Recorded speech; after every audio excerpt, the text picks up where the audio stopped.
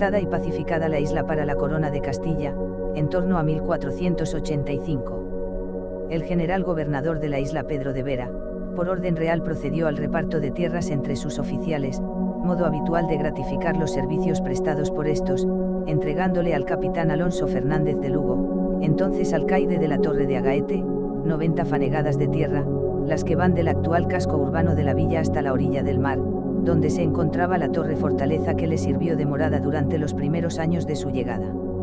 Los abundantes manantiales de agua, buen clima y calidad de la tierra,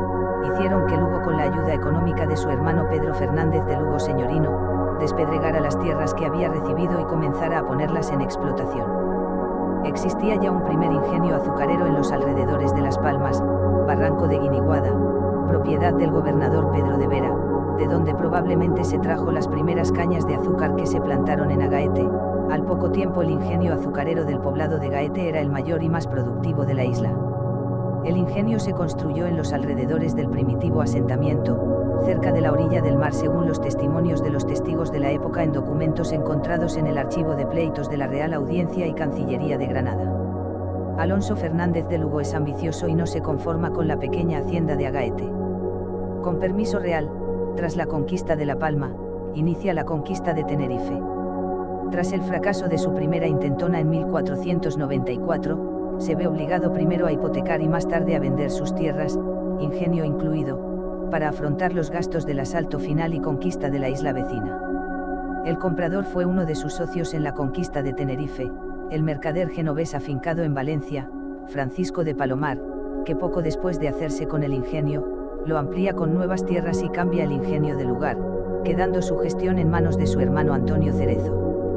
Las instalaciones del antiguo ingenio a la orilla del mar pasan a la parte alta del cercado, frente al poblado de Agaete, siendo descubiertos sus restos de forma fortuita en el 2005, con ocasión de los desmontes para la construcción de la urbanización Las Cándala Arias.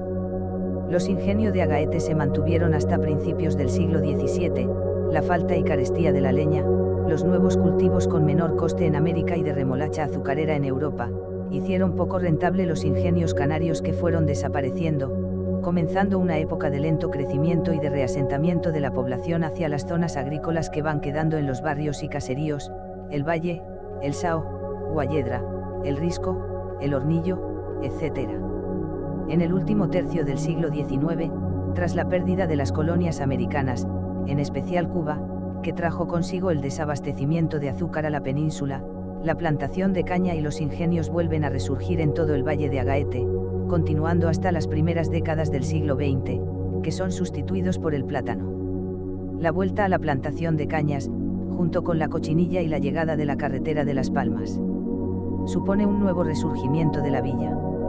Destaca el ingenio que trataba la producción de los Manrique y la de los Castillo de Olivares mayormente,